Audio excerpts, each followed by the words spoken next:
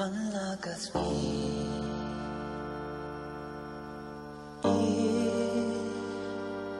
nga kwayo iyapi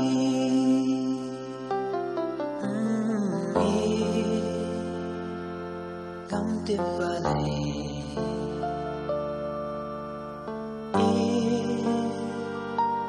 ngam not ban mong